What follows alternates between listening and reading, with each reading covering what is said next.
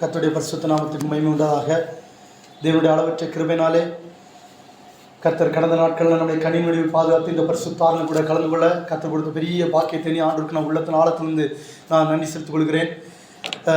இந்த பிரசங்க பகுதிக்காக கர்த்தராய் தேவன் கொடுத்த வார்த்தை மார்க் 13:35 ஒரு 7 மினிட் முதல் வசனத்தை வாசிக்கலாம். மார்க் 13வது அதிகாரம் 35 வாசிக்கலாம்.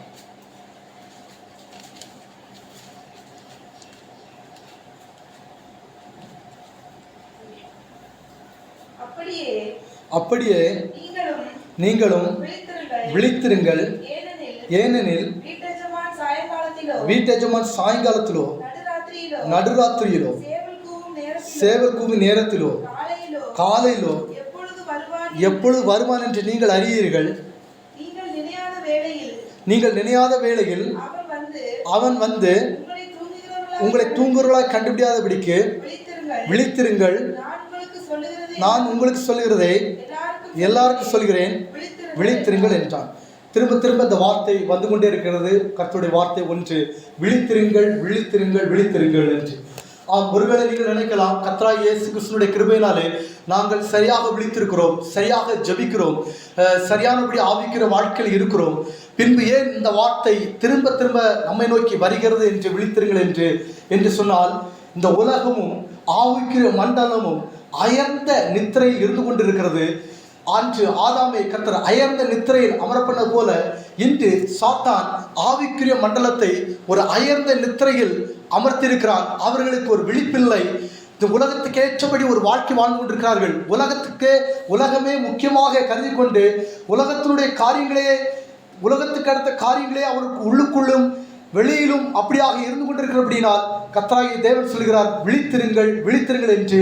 எச்சரிப்பின் தேவ செய்தியானது மற்ற கிறிஸ்தவர்களுக்கும் நாம் சொல்லத்தக்கதாக அவ்வாறு நாம் விழித்திருக்க வேண்டும் என்று தேவனாய் கர்த்தர் விரும்புவதற்காக நான் நெரிசித்துக் கொள்கிறேன். கடந்த நாட்களில் கூட நான் ஒரு குடும்பத்தை பார்த்தேன். அந்த குடும்பத்தை பார்க்கும் பொழுது அவங்க சவுதியில் இருக்கும் பொழுது ஒரு மூழ்கி ஞானஸ்நானம் எடுத்து அபிஷேகம் பண்ணப்பட்ட ஒரு குடும்பமாக இருந்தார்கள். அப்பொழுது இங்கே வந்து ஒரு பெயர் கிறிஸ்தவ ஒரு கூட்டத்துக்கு போய் கொண்டு அங்கே பரிசுத்தாவின் ஆவியையோ அல்லது மூழ்கி ஞானஸ்நானத்தை குறித்து முக்கியப்படுத்தாத ஒரு ஆராதனைக்கு கடன் செல்வதை பார்க்கும் பொழுது எனக்குள்ளாக ஒரு வேதனை என்ன அறியாமலே உண்டானது. அப்பொழுது நான் அந்த குடும்பத்தை தியானித்தேன். இவருடைய காரியம் என்ன?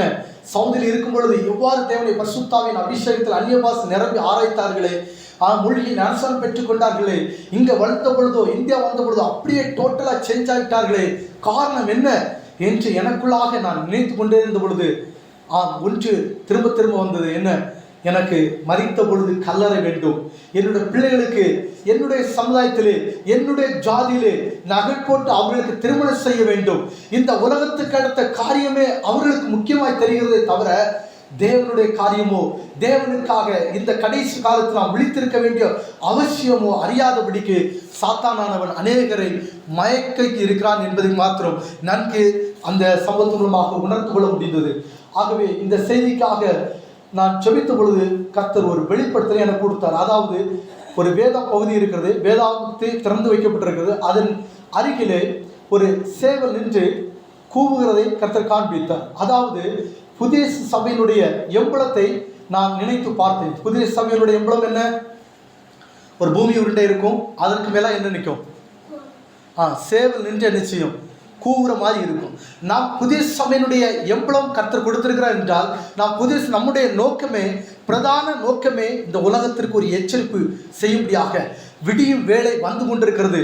ஆகவே தேவ ஜனமே, உலக மனிதர்களை விழியுங்கள் என்று. சேவல் என்ன செய்யும்? காலையில் 4 மணி ஆனால் ஆட்டோமேட்டிக்காக போகும். அதுக்கு ஸ்மார்ட் ஃபோன் கிடையாது, ஐஃபோன் கிடையாது, எந்த ஃபோனு கிடையாது, எந்த அலாரம் அது வைக்கிறதும் கிடையாது. அது ஆட்டோமேட்டிக்காக என்ன செய்யுது? அதிகாலை 4 மணி ஆனால் என்ன செய்யுது? சேவல் என்ன செய்யும்? கூவும் இல்லையா? அதுபோல நாமும் எந்த நேரமும் கர்த்தர் குறிப்பிட்ட அந்த வேலை நாம் எப்போது நாம் என்ன செய்ய வேண்டுமா?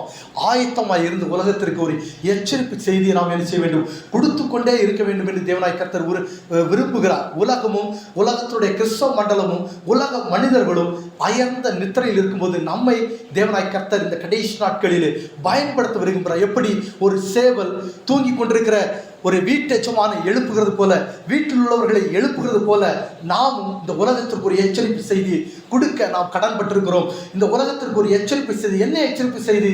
ஒரு எழுப்புதல் ஒன்று வரப்போகிறது, அதற்கு நீங்கள் ஆயத்தமாகுங்கள். விடிய போகிறது, இந்த இருள் முடிய போகிறது, ஒரு எழுப்புதல் ஒன்று வரப்போகிறதுக்கு அதற்கு நீங்கள் ஆயத்தமாகுங்கள் என்கிறதான ஒரு எச்சரிப்பின் தேவ செய்தியை நாம் இந்த உலகத்திற்கு கொடுக்க வேண்டும் என்பதற்காக தேவன் நம்மை புதிய சபையாக, கர்த்தருடைய சேனையாக நம்மை கர்த்தர் தெரிந்து கொள்ளப்பட்ட நோக்கமே இதுவாக இருக்கிறது.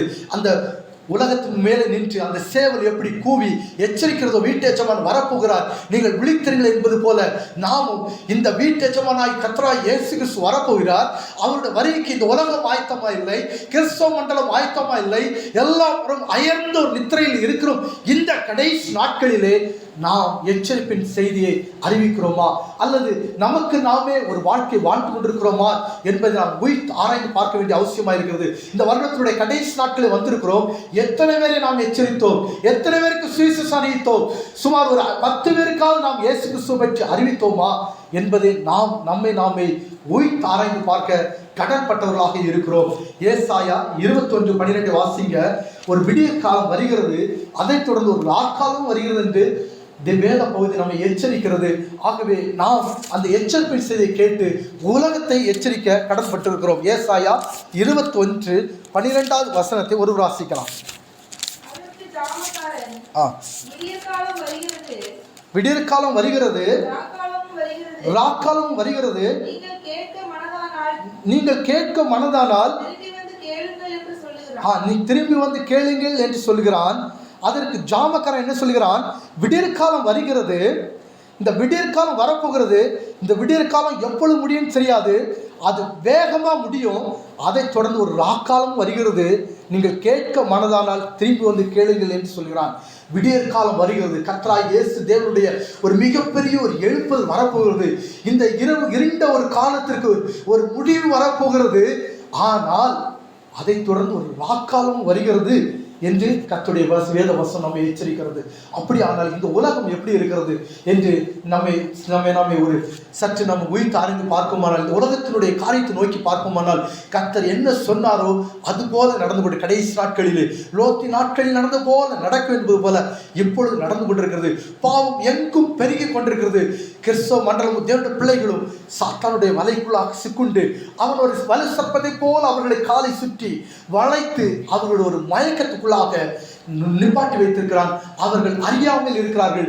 நாம் அவர்களை எச்சரிக்க வேண்டிய கடமை நமக்கு உண்டு. அன்பான தேவனுடைய பிள்ளைகளை, ஒரு விடியற் காலம் ஒன்று வருகிறது. என்ன விடியற் காலம் அது? அது ஒரு பயங்கரமான ஒரு விடியற் காலம். ஆதி அப்போஸ்தலர் காலங்களில் நடந்ததை பார்க்கிறோம்.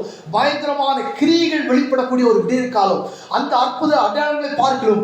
அதிசயமாக பரிசுத்த ஆவியானவர் இறங்கி கிரியை செய்யக்கூடிய ஒரு நாட்கள் வருகிறது.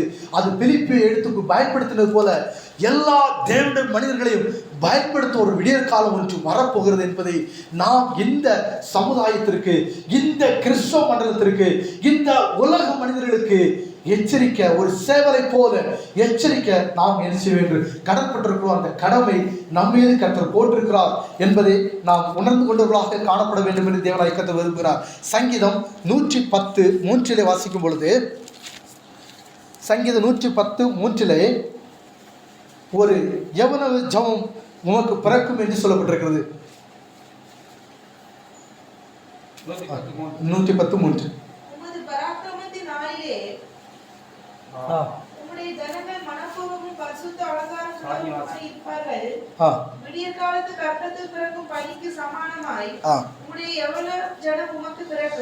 ஒரு யங் ஜெனரேஷன், இங்கிலீஷ் பைபிள் அழகா போட்டிருக்கு, யூத் அப்படின்னு சொல்லி போட்டிருக்கு.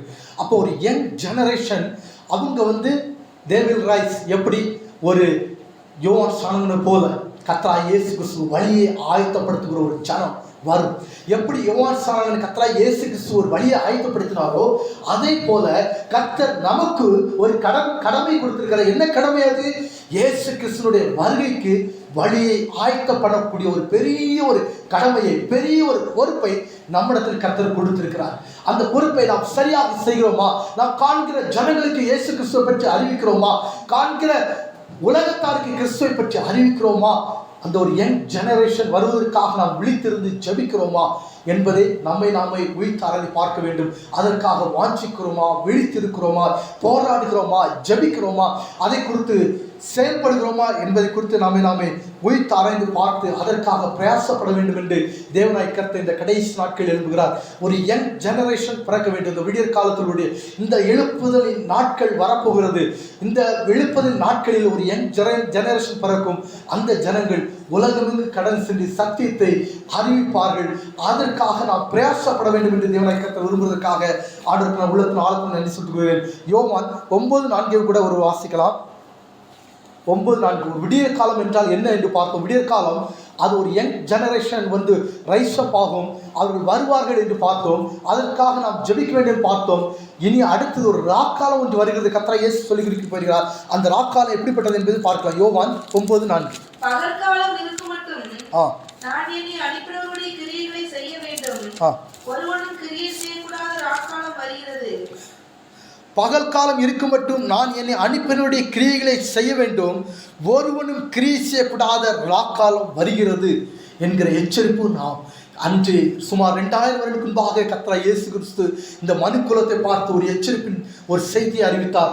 ஒருவரும் கிரியை செய்யக்கூடாதபடி ஒரு ராக்காலம் ஒன்று வருகிறது. ஆனால் அந்த ராக்காலத்தை எதிர்கொள்ள கிறிஸ்தவ மண்டலமோ ஆவிக்குரிய மண்டலமோ தயாரா இல்லை என்று பார்க்கும் பொழுது மிகுந்த உள்ளத்தினுடைய வேதனை அதிகமாக இருக்கிறதை காண முடிகிறது. ஒவ்வொரு கிரியை செய்யக்கூடாத ஒரு ராக்காலம் ஒன்று வருகிறது.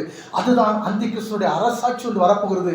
அந்த அந்தி கிறிஸ்து அரசாட்சி முழுமையாக எல்லாரையும் ஆக்குமை பண்ணக்கூடியதாக, எல்லாரையும் அடிமைப்படத்தக்கதாக ஒரு அந்தி கிறிஸ்துனுடைய ஆட்சி வரப்போகிறது. அந்த ஆட்சிக்கு நாம் இப்பொழுதே எதிர்கொள்ள ஆவிலே பலனடைய வேண்டும். இந்த எச்சரிப்பின் தேவ செய்தியை நாம் அறிவிக்க வேண்டும். புதிய சபைக்கு கொடுக்கப்பட்ட மிக முக்கியமான கடமை அது.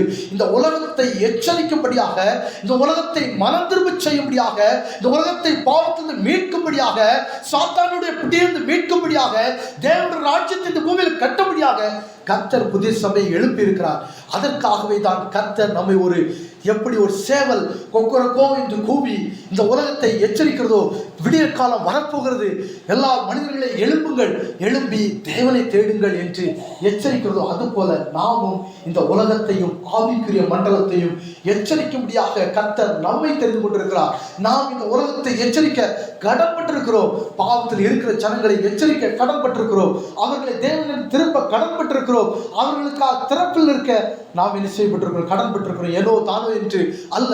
ஒரு பெரிய ஒரு ஆபத்தான ஒரு குழி ஒன்று இருக்கிறது என்று வைத்துக் கொள்வோம். அதில் நிறைய ஜனங்கள் விளப்புகிறார் என்றால் நம்மால் முடிந்தவரை எவ்வாறு தடுப்போமோ, எச்சரிப்பின் செய்தி அறிவிப்போமோ, அதுபோல இந்த கடைசி நாட்களில் நாம் எச்சரிக்க வேண்டும் என்று தேவனாய் கர்த்தர் விரும்புகிறார். அதற்காக ஆண்டுக்கு நான் நன்றி செலுத்துகிறேன். மத்தேயு 16:1-4 வாசிக்கலாம். மத்தேயு 16:1-4 வாசிக்கும் பொழுது இந்த காலநிலை அறியாத ஜனங்களை கர்த்தர் பயங்கரமாக திட்டுகிறதை காண முடிகிறதா இருக்கிறது. மத்தேயு 16:1 வாசிக்கலாம். பரிசேயரும் சதுசேயரும் அவரை சோதிக்கும்படி அவரிடத்தில் வந்து வானத்திலிருந்து ஒரு அடையாளத்தை தங்களுக்கு காண்பிக்க வேண்டும் என்று கேட்டார்கள். அவர்களுக்கு அவர் பிரயோஜனமாக அஸ்தமனமாகிற பொழுது செவ்வானம் விட்டிருக்கிறது, அதனால் வெளிவாகும் என்று சொல்கிறீர்கள். உதயமாகிறது பொழுது செவ்வானம் மந்தமாக இருக்கிறது, அதனால் இன்றைக்கு காற்றும் மழையும் உண்டாகும் என்று சொல்கிறீர்கள். மாயக்காரரே, வானத்தின் தோற்றத்தை நிதானிக்க உங்களுக்கு தெரியுமே, காலங்களின் அடையாளங்களை நிதானிக்க உங்களால் கூடாதா? இந்த பொல்லாத விபசார சந்ததியார் அடையாளம் தேடுகிறார்கள். யோனாவின் தீர்க்கதரிசி அடையாளம் என்று வேறு அடையாளம் இவர்களுக்கு கொடுக்கப்படுவதில்லை என்று போதும். அப்போ பரிசேயர் சதுசேயர் அவரை சோதிக்கும்படி எங்களுக்கு ஒரு அடையாளத்தை நீர் காட்டும், நீர் மெய்யான தேவனுடைய குமாரன் என்றால் எங்களுக்கு இப்பொழுது அடையாளம் பரலோகத்திலிருந்து எங்களுக்கு ஒன்று காட்டும். வான் திறந்து ஒரு அக்கினி எங்களுக்கு மத்தியில் இறக்கும். அப்பொழுது நாங்கள் விசுவாசிப்போம் என்று சொல்லத்தக்கதாக அவரை சோதிக்கும்படி, அவரை விசுவாசிக்கும்படி அல்ல, அவரை சோதிக்கும்படி அவருக்கு வந்த இன்றும் இந்த கடைசி நாட்களிலே அநேகர் அடையாளங்களை அற்புதங்களை தேடுகிறார்கள். காலங்களை அவர்களால் நிதானிக்க முடியவில்லை. இது என்ன காலம்? இது எப்படிப்பட்ட காலம்? இது ஒரு கடைசி காலம் என்பதை கூட நிதானிக்க முடியாதவர்களாக அவர்கள் அடையாளங்களை தேடுகிறார்கள். அற்புதம் செய்தால் தேவன் உங்களிடத்தில் இருக்கிறார், அதிசயம் செய்தால் தேவன் உங்களுக்கு இருக்கிறார் என்று விசுவாசிப்போம் என்று அடையாளத்தையும் அற்புதத்தையும் ஜனங்களை கூட்டத்தையும் திரள் கூட்டத்தையும் தேடுகிற ஒரு கூட்டம் இந்த கடைசி நாட்களில் பெருகிறது. அது திருச்சபையின் யுகத்திலும் திருச்சபையிலும் ஆவிக்குரிய மண்டலத்திலும் அப்படிப்பட்ட ஒரு கூட்டம் எழும்பி சாத்தானுடைய மயக்கத்துக்குள்ளாக இருக்கிறார்கள். அவர்களை குறித்து கர்த்தர் சொல்கிறார், இந்த பொல்லாத விபச்சார சந்ததியார் அடையாளம் தேடுகிறார். எவ்வளவு ஒரு மோசமான ஒரு படி கர்த்தர் அந்த சந்ததியார் திட்டுகிறார் என்று பாருங்கள். பொல்லாத விபச்சார சந்ததியார் என்று கர்த்தர் அந்த அடையாளம் தேடுகிறவை குறித்து, மாயக்காரரை குறித்து, அந்த பரிசேயரை குறித்து, சதுசேயரை குறித்து கர்த்தர் திட்டுகிறார். இன்றும் அநேக பெயர் கிறிஸ்தவர்களும் ஆவிக்குரிய கிறிஸ்தவர்கள் என்று சொல்லப்பட்டவர்களும் ஒரு பரிசேயரை போல, ஒரு சதுசேயரை போல தேவனை சோதிக்கும்படியாக இயேசு கிறிஸ்து வருவார் என்று சொன்னார் தானே. அந்த வாக்குத்தத்தம் எங்கே நடந்து விட்டதா, நடக்கிறதா? ஒரு தடவை நான் அந்த அனந்தாலம் பாலம் பகுதியில் இருக்கும் பொழுது என்னுடைய பைக்கில் முன்னாடி எழுதியிருந்தேன் ஜீசஸ் கம்மிங் சூன் என்று. அப்போ அந்த கடைக்கு வந்து ஒரு அம்மா கேட்டார்கள், ஜீசஸ் கம்மிங் சூன் என்று எழுதப்பட்டிருக்கிறது, எத்தனை வருடங்கள் ஆகிவிட்டது, இன்னும் இயேசு கிறிஸ்து வரவில்லையே என்று கேட்கிறார்கள். ஆனால் அவர்களுக்கு தெரியவில்லை, இயேசு கிறிஸ்துவோட வருகைக்கு நான் ஆயத்தமாகவில்லையே, அதனால்தான் என் நேசர் என்னுடைய தம்முடைய வருகையை தாமதப்படுத்துகிற என்ற அறிவற்ற ஜனக்கூட்டம் இந்த கடைசி நாட்கள் பெருகிக் கொண்டே இருக்கிறது. அவர்களுக்கு இது ஒரு கேலிக்கூத்தாக தெரிகிறது. இயேசு கிறிஸ்து சீக்கிரம் வருகிறார் என்ற செய்தி அவர்களுக்கு ஒரு கேலிக்கூத்தாக தெரிகிறது. அது அல்ல, அவர்கள் மீது தேவனாய் கர்த்தர் இரக்கம் கொண்டதினாலே தம்முடைய வருகையை தாமதிக்கிறார் என்கிற அறிவு கூட இல்லாதபடிக்கு சாத்தானுடைய மயக்கத்திலே அவர்கள் சிக்குண்டு இருக்கிறார்கள். அவர்கள் விடுவிக்கப்பட நாம் பிரார்த்திப்போமாக, விழித்திருப்போமாக, அவர்களை எச்சரிக்க வேண்டும் என்று தேவனாய் கர்த்தர் விரும்புவதற்காக நான் நன்றி சொல்லிக் கொள்கிறேன். அப்படிப்பட்ட ஒரு அடையாளத்தை தேடுகிற ஒரு தேவ ஜனமா இல்லாதபடிக்கு நாம் விழித்திருந்தது. இது ஒரு கடைசி காலம் என்றும் ஒரு விடியற்காலமும் வருகிறது, ஒரு ராக்காலமும் வருகிறது. ஒரு விடியற்கால விழிப்பிலே ஒரு யங் ஜெனரேஷன் எழுப்புவார்கள். அவர்கள் கிறிஸ்துவனுடைய வருகைக்கு தங்களுடைய வழியை ஆயத்தப்படுத்துகிற ஒரு யங் ஜெனரேஷன் எழுப்புவார் என்பதை அறிந்து கொண்ட சேவதனமாக நாமும் அவர்களுக்காக விழித்திருந்து ஜபிக்கிறவர்களாக அந்த ஒரு யங் ஜெனரேஷனால் நாமும் காணப்படும்படியாக நாம் முயற்சிக்க வேண்டுமே தவிர அடையாளத்தை தேடுகிற பொல்லாத விவசாய சந்ததியாக நாம் காணப்படக்கூடாது என்று இந்த வேதாம் சொல்கிறதுக்காக ஆண்டவரை நான் சோதரிக்கிறேன். தேவனை நான் மகிமைப்படுத்துகிறேன். தேவனுடைய பரிசுத்த நாமும் மையப்படுவதாக. ஆகவே நாம் முதலாவது பாயிண்ட் இந்த செய்தியிலே விழித்திருக்க வேண்டும் என்று தேவனாய் கர்த்தர் விரும்புவதற்காக ஆண்டவருக்கு நான் நன்றி செலுத்துகிறேன். நாம் விழிப்போடு இருக்க வேண்டும். நாம் விழிப்போடு இருந்தால் மாத்திரம் போதாது, இந்த உலகமும் உலக கிறிஸ்தவ மண்டலமும் ஒரு உறங்கிக் கொண்டிருக்கிறது, அயர்ந்த நிறுத்தலில் இருந்து கொண்டிருக்கிறார்கள். அவர்களை நாம் விழிக்க செய்ய வேண்டும் என்று தேவனாய் கர்த்தர் விரும்புகிறார். நாம் காண்கிற இந்த இந்து ஜனங்களாக இருக்கட்டும், இஸ்லாமிய ஜனங்களாக இருக்கட்டும், கிறிஸ்தவ ஆவிக்கிற மண்டலமாக இருக்கட்டும், ஒரு அயர்ந்த நித்திரையிலே சாத்தானுடைய மயக்கத்திலே சிக்கின்றிருக்கிற அவர்கள் விழிப்படைய வேண்டும். அதற்காக கர்த்தர் நம்மை ஒரு சேவலை போல பயன்படுத்த விரும்புகிறார். நாம் அவர்களை எச்சரித்து எழுப்பி தேவனுடைய வழி நடத்த கடன்பட்டிருக்கிறோம். இரண்டாவதாக வாஞ்சையோடு இருக்க வேண்டும் என்று தேவனாய் கர்த்தர் விரும்புகிறார்.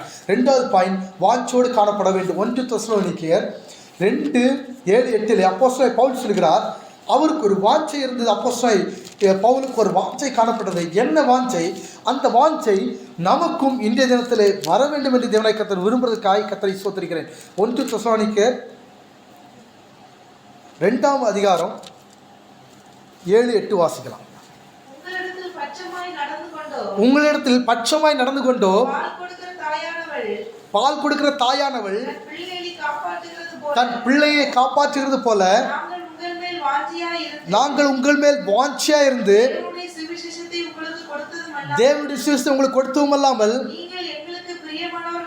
நீங்கள் எங்களுக்கு பிரியமானவர்கள் ஆனபடினாலே எங்கள் ஜீவனையும் உங்களுக்கு கொடுக்க மனதாய் இருந்தோம் என்று சொல்கிறார்.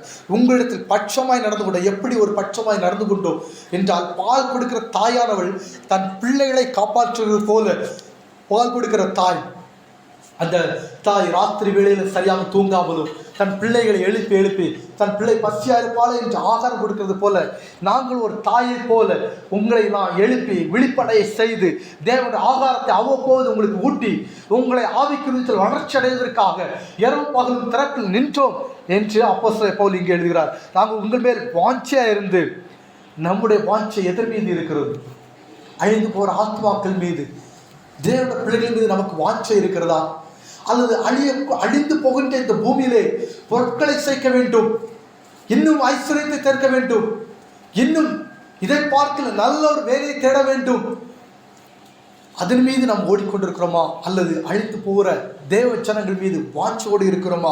நாங்கள் உங்கள் மேல் வாஞ்சையா இருந்து தேவனுடைய சுவிசேஷம் உங்களுக்கு கொடுத்தோம் இல்லாமல் நீங்கள் எங்களுக்கு பிரியமானவர்கள் எப்படினாலே எங்கள் ஜீவனையும் உங்களுக்கு கொடுக்க மனதாக இருந்தோம். அவருடைய ஜீவனையும் கொடுத்து செய்யத்தக்கதாக அப்போஸ்தலன் பவுல் ஊழியது போல இந்த கடைசி நாட்களிலும் வந்திருக்கிற நாம் ஜீவனை கொடுத்து கர்த்தருக்காக ஒரு வாஞ்சையோடு கூட தேவனுடைய ஊழியத்தை செய்ய கடன் பட்டிருக்கிறோம். வாஞ்சையோடு கூட அழிந்து போகிற ஜனங்களின் மீது ஒரு வாஞ்சை விருப்பம், அவர்களுக்காக நம்முடைய ஜீவனையை அர்ப்பணிக்கத்தக்கதாக ஒரு தேவன் அறியாத ஜனங்கள் போகும் பொழுதெல்லாம் அவர்கள் மீது ஒரு ஏக்கமும் இரக்கமும் ஒரு ஆத்ம பாரமும் நம்மை நிரப்ப வேண்டும்.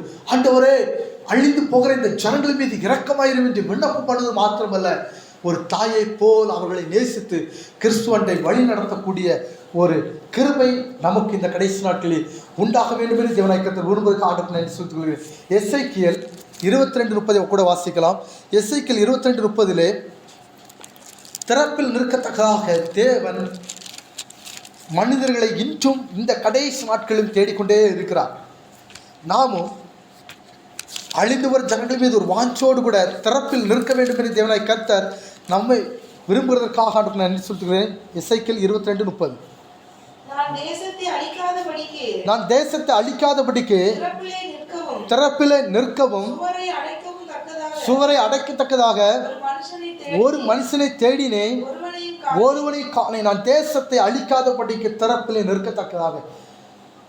தேசத்தை தேவன் பூமியையும் ஜனங்களையும் அழிவுக்கு கர்த்தர் வைத்திருக்கிறார். ஆனால் அதை அறிந்த தேவ ஜனங்களாய் நாம் அயர்ந்த நித்திரை பண்ணினால் எப்படி? அதிகால வேளையில் நாம் சரியாக ஜெபிக்கிறோமா? அதிகால வேளையிலே இன்று திருச்சபையினுடைய தேவனுடைய பிள்ளை அநேக அதிகால வேளையிலே நன்கு தூங்கி கொண்டிருக்கிறார்கள். அதிகாலை ஜெபம் இல்லை, தேவனை தேடுகிறதில்லை, திறப்பிலே நிற்கிறதில்லை. தன்னுடைய குடும்பத்திற்காக தன்னுடைய பிள்ளைகளுக்காக கண்ணீரோடு திறப்பிலே நிற்காதபடிக்கு சுயபோகமாக உயிரோடு வாழ்ந்து கொண்டிருக்கிற சுயபோகமாக வாழ்கிறவர்கள் உயிரோடு செத்தவர்கள் என்று கர்த்தருடைய வேதம் சொல்கிறது. நாம் எப்படி இருக்கிறோம்? திறப்பில் நிற்கிறோமா? திருச்சபைக்காய் திறப்பில் இருக்கிறோமா? அழிந்து வரும் ஜனங்களுக்காய் திறப்பில் நிற்கிறோமா? நம்முடைய குடும்பத்திற்காய் நாம் திறப்பில் நிற்கிறோமா? நம்முடைய சந்ததிக்காய் திறப்பில் நிற்கிறோமா என்று நம்மை நாம் உயிர்த்தாராய்ந்து பார்ப்போம். நம்முடைய திருச்சபைக்காக நாம் திறப்பில் நிற்கிறோமா? போராடுகிறோமா? ஜபிக்கிறோமா? விழித்திருக்கிறோமா? எப்படிப்பட்ட ஒரு பிரயாசம் நாம் எடுக்கிறோம் என்று கர்த்தராகிய தேவனாய் கர்த்தர் நம்மை உயிர்த்தாராய்ந்து பார்க்கிறார். அவருடைய கண்கள் பூமி எங்கும் உலாவிக் கொண்டே இருக்கிறது. தம்மை நோக்கி குத்தமாய் பின்பற்றவர்களை நோக்கி பார்க்க முடியாத அவருடைய கண்கள் நோக்கி பார்த்து கொண்டே இருக்கிறது. ஒவ்வொரு அதிகால வேளைகளிலும் தேவனாய் கர்த்தர் நம்மை தேடி வருகிற அன்பின் நேசகராக இருக்கிறார். ஒவ்வொரு நாளும் 5 மணி வேளையிலே, 4:30 மணி வேளையிலே, 4 மணி வேளைகளெல்லாம் கர்த்தர் நம்மை தேடி வருகிறார். நாம் அந்த வேளையில் என்ன செய்து கொண்டிருக்கிறோம் என்பதை தேவ ஜனங்களே உங்களை நீங்களே உயிர்த்தாராய்ந்து பாருங்கள். இது உறங்குவதற்கான சமயம் அல்ல. இந்த உலகத்திற்கு எச்சரிப்பின் தேவ செய்தி அறிவிக்க வேண்டிய வேலை, நாம் திறப்பிலே நின்று போராடி ஜபிக்கக்கூடிய வேலை இது. ஆகவே நாம் திறப்பிலே நிற்போமாக, தள்ளாடு முழங்கால்களை நாம் பலப்படுத்துவோமாக, இன்னும் அதிகமாக ஜபத்திலே போராடுவோமாக, அழிந்து வரும் ஜனங்களுக்காக வாஞ்சையோடு விண்ணப்பிக்க வேண்டும் என்று தேவனாய் கர்த்தர் விரும்புவதற்காக ஆண்டு நான் சொல்கிறேன். ரோமர் 15:21 கூட வாசிங்க. ரோமர் 15:21 அழிந்து வரும் ஜனங்களை குறித்து அப்போஸ்தலர் இருந்த கவலையும் அக்கறையும் பாருங்கள். ரோமர் 15:21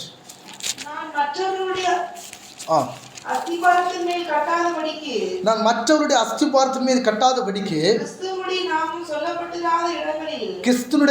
சொல்லப்பட்டிராத இடங்களில் சுவிசேஷத்தை அறிவிக்கும்படி நாடுகிறேன். அப்போஸ்தலன் பவுலுடைய ஒரு வாஞ்சை என்ன இருந்தது என்றால், நான் மற்றவருடைய அஸ்திபாரத்தின் மேல் கட்டப்படாதபடிக்கு கிறிஸ்துவினுடைய நாமம் சொல்லப்பட்டிராத இடங்களில் சுவிசேஷத்தை அறிவிக்கும்படி நாடுகிறேன். எத்தனை பேர் நாம் எத்தனை இடங்களுக்கு இந்த வருடங்களில் நாம் பிரயாணப்பட்டோம். ஏதாவது ஒரு கிறிஸ்துவை அறியாத ஒரு பகுதிக்கு நாம் கடந்து சென்றோமா? வாரத்தில் ஒரு நாளாவது அந்த சுவிசேஷத்துக்கென்று அந்த ஒரு நாளை ஒதுக்கி அந்த நாளில் நாம் அந்த நாளை தேவனிடத்தில் ஒப்படைத்து சுவிசேஷத்துக்காக ஏதாவது ஒரு கிராமத்துக்கு நாம் நடந்து கொண்டு சுவிசேஷம் அறிவிப்பதற்காக நாம் கடந்து செல்லலாம். வரக்கூடிய ஜனங்களுக்கு ஏத்தால வரக்கூடிய ஒரு ஜனங்களுக்கு நாம் என்ன செய்யலாம்? சுவிசேஷம் அறிவிக்கலாம். திருச்சபை தோன்றியதிலிருந்து ஒரு குறிப்பிட்ட வருடங்கள் வரைக்கும் தலைமையாக ஒரு தீர்மானம் பண்ணியிருந்தார்கள். ஒரு நாளைக்கு ஒரு நபருக்கு சுவிசேஷம் அறிவிக்காவிட்டால் அன்று இரவுகளை சாப்பிட மாட்டேன் என்று ஒரு பொருத்தனை பண்ணியிருந்தார்கள். அப்படி ஒரு தடவை வள்ளியூருக்கு வந்திருக்கும் போது சாப்பிடுவதற்காக உட்கார்ந்த பொழுது கர்த்தர் கேட்டார், இன்று நீ சுவிசேஷம் அறிவித்தாயா என்று. அப்பொழுதுதான் அவர்களுக்கு இன்று நான் சுவிசேஷம் அறிவிக்கவில்லை என்று சாப்பாடை வைத்து விட்டு எழும்பி போகும் பொழுது, ஒரு குடிகார ஒரு மனிதன் போகும் பொழுது அவருக்கு கர்த்தராகிய இயேசு கிறிஸ்துவினுடைய சுவிசேஷம் அறிவித்து விட்டு அன்று வந்து இரவு உணவை சாப்பிட்டதாக பரிசுத்தவான்கள் சொல்லி அறிந்து கொண்டேன். அந்த அளவுக்கு ஒரு ஆத்மபாரம் வேண்டும். அழிந்து போற ஜனங்கள் மீது ஒரு வாஞ்சை வேண்டும். நாம் அப்படிப்பட்ட ஆத்மபாரங்களால் நிரப்பப்பட வேண்டும். நாம் கடந்து செல்ல வேண்டும் என்று தேவனாய் கர்த்தர் விரும்புகிறார். ஏனோ தானோ என்று அல்ல. திருச்சபையின் அஸ்திபார உபதேசங்களில் முதல் ஒன்று என்னது? சுவிசேஷம். முதல் அஸ்திபார உபதேசம் திருச்சபை கொடுக்கப்பட்ட 7 தூண்கள் இருக்கிறது. நீதிமொழிகள் 9:1 சொல்லப்பட்டது போல 7 தூண்களின் போல கட்டப்பட்டிருக்கிற இந்த முதல் தூணே என்ன தூணு? சுவிசேஷம் அறிவிக்கிறது. நாம் அதை சரியாக செய்கிறோமா? நாம் திருச்சபையாக இருக்கிறோம் என்றால் திருச்சபைக்கு கொடுக்கப்பட்ட அஸ்திபார உபதேசங்கள் 7ஐயும் சரியாக நாம் பின்பற்றுவதாக காணப்பட வேண்டும். எல்லா சமயம் ஒரு பஸ்ஸில் காணப்படும் பொழுதும் நாம் சுவிசேஷம் அறிவிக்க நினைச்சிடும் ஆயத்தமாக இருக்கணும். பக்கத்தில் இருக்கிற ஜனங்கள், பக்கத்தில் இருக்கிற ஒரு நபருக்காக நாம் ஜெபத்தோடு கூட விழிப்போடு காணப்பட வேண்டும். ஆண்டவரே, பக்கத்தில் இருக்கிற நபர் நித்திய நரகத்தில் செல்ல போகிறார், அவரை நீர் விடுவிக்கணுமே, ஆண்டவரே அவரை ரட்சிக்கணுமே, நமக்கு சித்தமான அவருக்கு சுவிசேஷம் அறிவிக்க ஒரு வழிவாசலை எனக்கு திறந்தரலும் என்று நாம் ஜெபத்தோடு கூட அவருக்காக ஜெபிக்கும் பொழுது கர்த்தர் ஒரு வழிவாசல் ஆயத்தப்படுத்தி கொடுப்பார். பேருந்தில் பயணம் பண்ணும் பொழுது, மளிகை சாமான் கடைக்கு போய் ஜாமான் வாங்கும் பொழுது, பக்கத்து வீட்டில் உள்ளவங்கள்ட்ட பேசும் பொழுது நம்மால் தேவனுடைய சுவிசேஷத்தை அறிவிக்க முடியும். எல்லாவற்றுக்கும் மேலாக வாரத்தில் ஒரு நாள் அதற்காக ஒதுக்கி அதற்காக ஜெபித்து நாம் சுற்றி இருக்கிற இந்த கிராமங்களுக்கு நடந்து சென்று ஜெபத்தோடு கூட நாம் நடந்து செல்லும் பொழுது எதிரால் வருகிற ஜனங்களுக்கு என்ன செய்ய முடியும்? நம்மை சுவிசேஷம் அறிவிக்க முடியும். அன்று ஆபிரகாமை பார்த்து கர்த்தர் சொன்னார், கால் முதிக்கும் தேசத்தை உனக்கு நான் நினைச்சு தருவேன் சொன்னார்.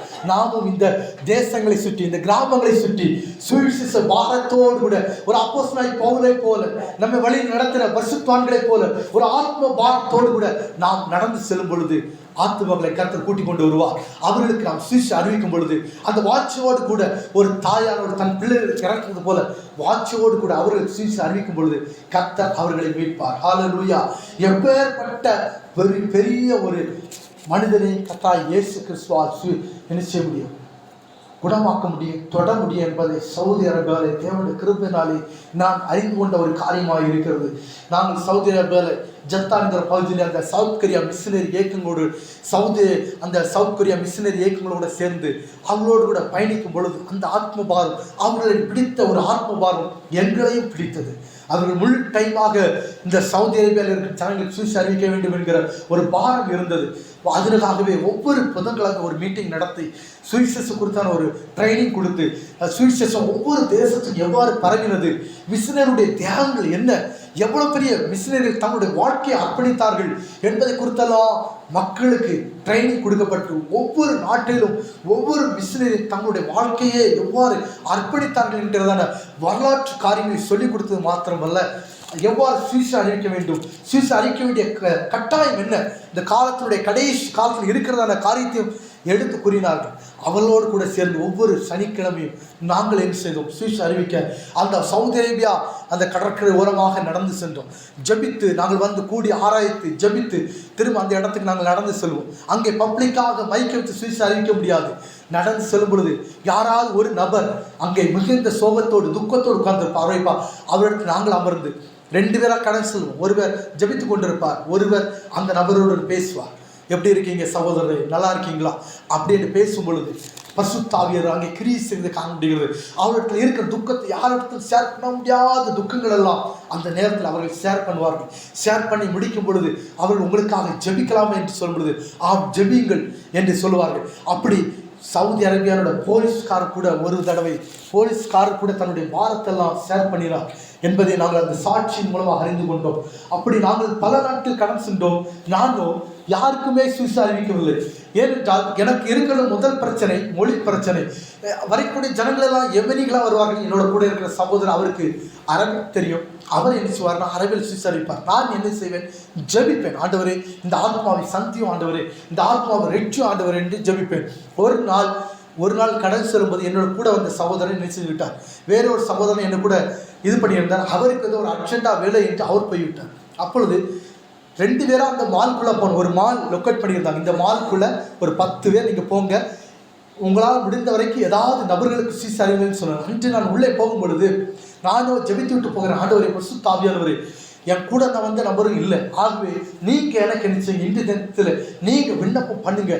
இயேசுவே என்னை நீ மறைத்து நீர் வெளிப்படும், அந்த ஏதாவது ஒரு ஆத்மாக்களை தாரும் என்று அந்த மாலுக்குள்ளே கடன் செல்வது பரிசுத்த ஆவியை நடத்தினார். கிளியராக நேராக போ, இடது பக்கம் போ, வலது பக்கம் போ. அங்கே என்று நிற்கும் பொழுது ஒரு துப்புரவு பணியாளர், அந்த ஸ்ரீலங்காவை சேர்ந்த ஒரு தமிழர், அவரை நான் பார்க்க முடியாத, நீங்கள் எப்படி இருக்கீங்க, நல்லா இருக்கீங்களா என்று அவரோடு கூட பேசும் பொழுது அவர் சொன்னார், அவர் தன்னை அடக்கவே முடியவில்லை.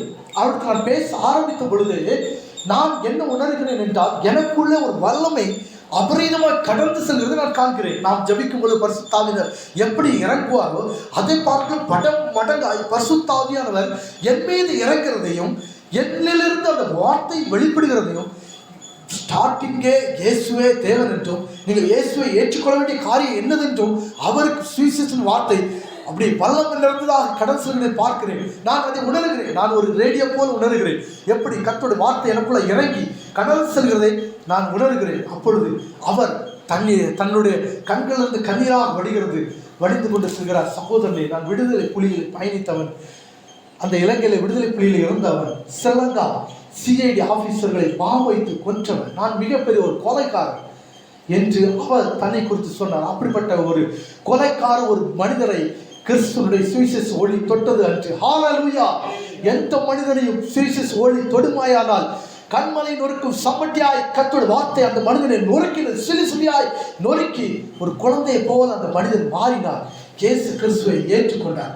ஒரு இந்து ஒரு மனிதனாக இருந்த மனிதன் அந்த சுவிசேஷ ஒளி அந்த மனிதனை தொட்ட பொழுது இயேசு கிறிஸ்துவை முழுமையாக ஏற்றுக்கொள்ள முடிந்ததை நான் காண முடிந்தது. ஹல்லேலூயா! நாம் தரப்பில் நிற்கிறோமா? அப்படிப்பட்ட ஒரு வாஞ்சை இருக்கிறதா? கர்த்தர் சொல்லியிருக்கிற உலகமெங்கு கடல் சென்று என்னுடைய சுவிசேஷ பிரசங்கங்கள் சொன்னார். கர்த்தர் நமக்கு கட்டளையிட்டு இருக்கிறார். கர்த்தர் நமக்கு அஸ்திபர உபதேசமாக நமக்கு அதை கொடுத்திருக்கிறார். இன்னும் கர்த்தர் எனக்கு தெளிவாக பேச வேண்டும். எனக்கு தெளிவாய் பேசினால்தான் நான் சுவிசேஷ பணியை தொடங்குவேன் என்றால் நாம் அதற்கு தூரமாக விலகி கடல் செல்ல வேண்டிய சூழ்நிலை உருவாக்கும். தேவனுடைய பிள்ளைகளை, கொடுக்கப்பட்ட தாழ்ந்துகள் ஒன்றாக இருந்தாலும் அதை மண்ணிலே புதைக்காதபடிக்கு அதை இரட்டிப்பாக மாற்ற வேண்டும். கொடுக்கப்பட்ட தாழ்ந்து 5 இருந்தால் அதை 10 மாற்ற நாம் முயற்சிக்க வேண்டும். ஆகவே கொடுக்கப்பட்ட கொஞ்சம் தாழ்ந்தை கொண்டு நாம் ஒரு சுவிசேஷ வார்த்தோடு ஏதாவது வார்த்தை ஒரு நாளை நிமித்து அதை நாம் தொடங்க வேண்டும். இதுவே புதிய சபையினுடைய ஆரம்ப கால வரலாறாக அதுவாக இருக்கிறது. ஒவ்வொரு நாட்களிலும் என்னுடைய தகப்பனார் அடிக்கடி சொல்லுகிற ஒரு காரியம் இதுவாக இருக்கிறது. அங்கே பவுல் ஐயாவோடு கூட சேர்ந்து கொண்டு எத்தனையோ நாட்கள் நாங்கள் சுவிசேஷம் அறிவிக்க கடன் சென்றோம் என்று அந்த 6 நாட்கள் அவங்க சொல்லும் பொழுதெல்லாம் எங்களுக்குள்ளேயே அந்த ஒரு பரவசம் பற்றிக்கொள்ளும். இந்த ஜனங்களுக்குள்ளாக எவ்வாறு அவர்கள் சுவிசேஷம் அறிவித்தார்கள், எவ்வாறு தைரியமாய் கடன் சென்றார்கள் என்று நான் கேள்விப்படும் பொழுது எங்களுக்குள்ளே அந்த ஒரு வைராக்கியம், அதை கேட்கும் பொழுது எங்களுக்குள்ள ஒரு வாஞ்சையும் விருப்பம் உண்டா. அதுபோல தேவச்சனமே இந்த கடைசி நாட்களில் மறுபடியும் அதை நாம் ரீஸ்டோர் பண்ண வேண்டும் என்று தேவனாய் கர்த்தர் விரும்புகிறார். மறுபடியும் அந்த பணியை நாம் தொடங்க வேண்டும், அதை செய்ய வேண்டும், நாம் கடந்து செல்ல வேண்டும். கிறிஸ்துவை அறியாத இடங்களிலே அப்போஸ்தலனாகிய பவுல் சொன்னது போல கேள்விப்பற்றாத இடங்களிலே நான் போய் கிறிஸ்துவின் அஸ்திபாரத்தை போட விரும்புகிறேன் என்று அப்போஸ்தலனாகிய பவுல் சொன்னது போல கேள்விப்பற்றாத இடங்களிலே இயேசு கிறிஸ்துவை பற்றி அறியாத ஜனங்களுக்கு நாம் தைரியமாக கிறிஸ்துவை பற்றி போதிக்க கடன்பட்டிருக்கிறோம். படிக்கிறோம் என்றால் படிக்கக்கூடிய உடன் ஸ்டூடெண்ட்களுக்கு வெட்கத்தை மறந்து நாம் தைரியமாக அறிவிக்க வேண்டும். நாம் இருக்கிற அறிக்கையில் இருக்கிற தேவ இந்து ஜனங்களுக்கு நாம் தைரியமாக அறிவிக்க வேண்டும். சத்தியத்தை அறிவிக்க கடமை கர்த்தர் நமக்கு கொடுத்திருக்கிறதுக்காக கர்த்தரை நான் சோத்திருக்கிறேன். அடுத்ததாக கூட கர்த்தர் 3வது பாயிண்டாக காத்திருங்கள் என்று சொல்கிறார். 3வதாக கடைசியாக காத்திருக்க வேண்டும். கர்த்தருடைய வேலைக்கு கர்த்தருடைய காரியத்திற்காக காத்து சுவிசேஷம் அறிவிக்க வேண்டும். நாம் இந்த உலகத்திற்கு எச்சரிக்க வேண்டும். முதலாவதாக விழித்திருக்க வேண்டும் என்று ஒரு சேவல் கூறுவது போல நாம் எச்சரிக்க வேண்டும் என்று தேவனாய் கர்த்தர் விரும்புகிறார். 2வதாக அந்த ஜனங்கள் அழிந்து போற ஜனங்கள் மீது ஒரு வாஞ்சை வேண்டும் என்று தேவனாய் கர்த்தர் விரும்புகிறார். 3வதாக அந்த காத்திருந்து அந்த பலனை நாம் பெற்றுக்கொள்ள வேண்டும். பிரசங்கி 11:1 போட்ட உடனே நாம் விதைகளை எதிர்பார்க்கக்கூடாது. தொடர்ந்து ஒரு நாள் நாம் சுவிசேஷ கடந்து சென்று உடனே ஒரு ஆத்மா கூட கிடைக்கவில்லை என்று நாம் சோர்ந்து போகக்கூடாது. தொடர்ந்து நாம் செல்ல வேண்டும். தொடர்ந்து நம்முடைய விதையை விதைக்க வேண்டும் என்று தேவனாய் கர்த்தர் விரும்புகிறார். பிரசங்கி 11:1 ஒருவர் வாசிக்கலாம். அநேக நாட்களுக்கு பின்பு அது பலனை காண்பாய். உன் ஆகாரத்தை தண்ணீர் மேல் போடு, அநேக நாட்கள் பின்பு அதன் பலனை காண்பாய். உன் ஆகாரத்தை தண்ணீர் மேல், இங்கிலீஷ் பைபிள் அழகாக போட்டிருக்கு, விதைக்க வேண்டும் என்று அழகாக போட்டிருக்கிறது. அப்போ நாம் விதைத்த உடனே பலன் என்ன செய்ய எதிர்பார்க்க முடியுமா? விதைத்த உடனே நாளைக்கு போய் அறுக்க முடியுமா? விதைத்த உடனே நாளைக்கு போய் அறுவடை செய்ய முடியுமா? முடியாது. அப்போ நாம் என்ன செய்ய வேண்டும்? அந்த காத்திருக்க வேண்டும். மூன்றாவதாக நாம் விதைக்க வேண்டியது நம்முடைய கடமை, விளைய செய்ய வேண்டியது ஆண்டவருடைய கடமை. அவர் விளைய செய்வார். விதைக்க வேண்டிய விதையை நமக்கு கர்த்தர் கொடுத்திருக்கிறார், வசனத்தை கொடுத்திருக்கிறார், வேத வசனத்தையும் சத்தியத்தையும் கர்த்தர் நமக்கு கையெழுத்திருக்கிறார். நாம் என்ன செய்ய வேண்டும்?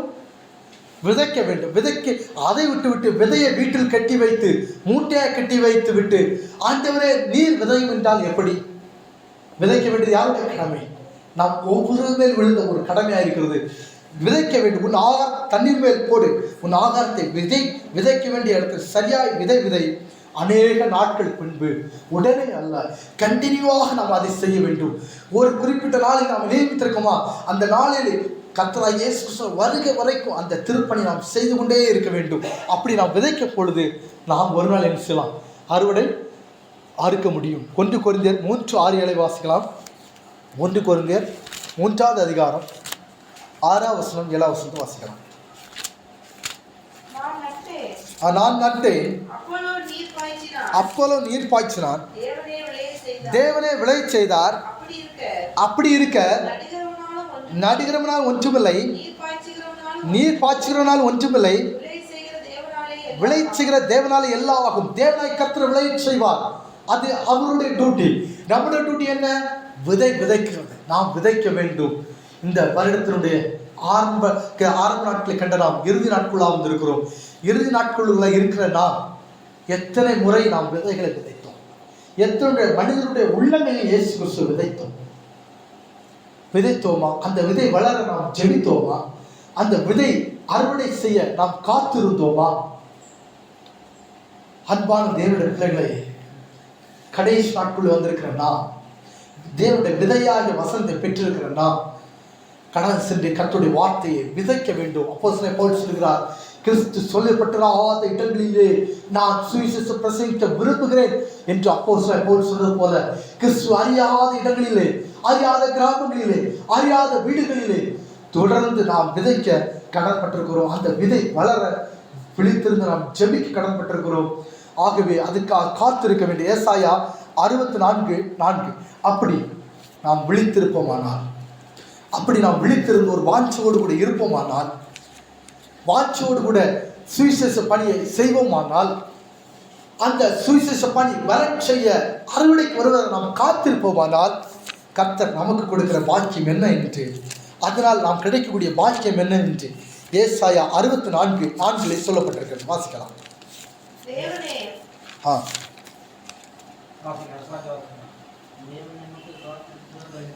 தேவனே உமக்கு காத்திருக்கிறவர்களுக்கு நீர் செய்பவளை நீரே அல்லாமல் உலக தோற்றம் முதற்கொண்டு ஒருவரும் கேட்டதும் இல்லை, செவியால் உணர்ந்ததும் இல்லை, அவைகளை கண்டதும் இல்லை.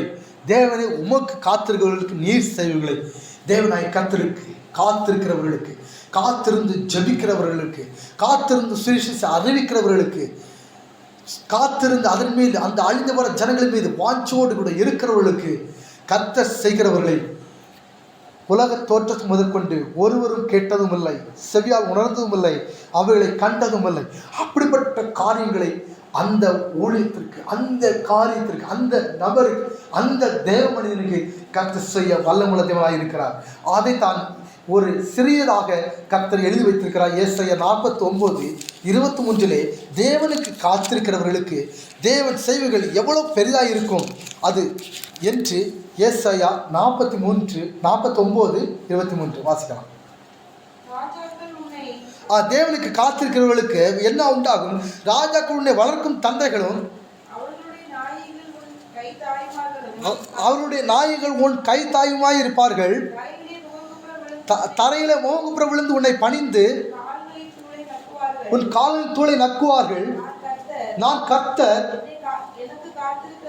எனக்கு காத்திருக்கிறவர்கள் வெட்கப்படுவதில்லை என்பதை அப்பொழுது அறிந்து கொள்வாய். வெட்கப்படுவதில்லை என்று அப்பொழுது அறிந்து கொள்ள. கர்த்தருக்கு காத்திருக்கிறவர் ஆதியாகமத்திலிருந்து வெளிப்படுத்தல் வரைக்கும் நாம் வாசித்தோமானால் கர்த்தருக்கு காத்திருந்த ஒரு மனிதர் கூட வெட்கப்பட்டு போனதில்லை என்று நாம் நன்கு உணர்ந்து கொள்ள முடியும். ஆபிரகாமை பாருங்கள், ஆபிரகாம் வெட்கப்பட்டு போவதில்லை.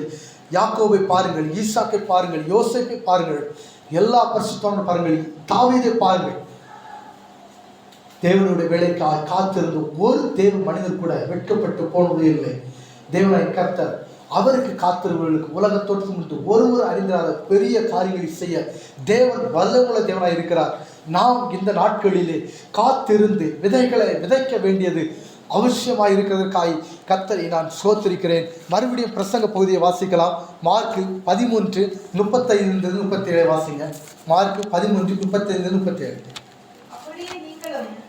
அப்படியே நீங்களும் விழித்திருங்கள், ஏனெனில் வீட்டெஜமான் சாயங்காலத்திலோ நடுராத்திரியிலோ சேவல் கூவி நேரத்திலோ காலையிலோ எப்பொழுது வருவான் என்று நீங்கள் அறியீர்கள். நீங்கள் நினையாத வேளையில் அவன் வந்து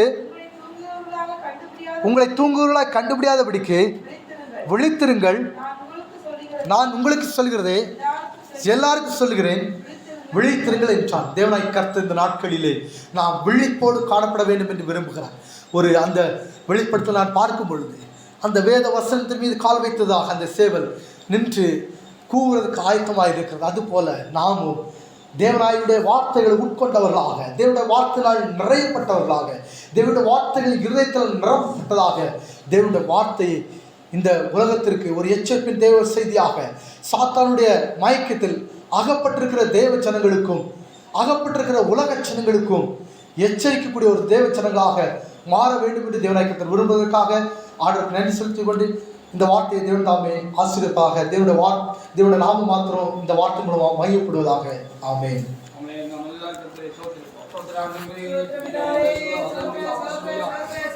Hallelujah, hallelujah, hallelujah, hallelujah, hallelujah, hallelujah, hallelujah, hallelujah, hallelujah, hallelujah, hallelujah. Hallelujah, hallelujah, hallelujah, hallelujah, hallelujah, hallelujah. Hallelujah, hallelujah, hallelujah, hallelujah. Hallelujah.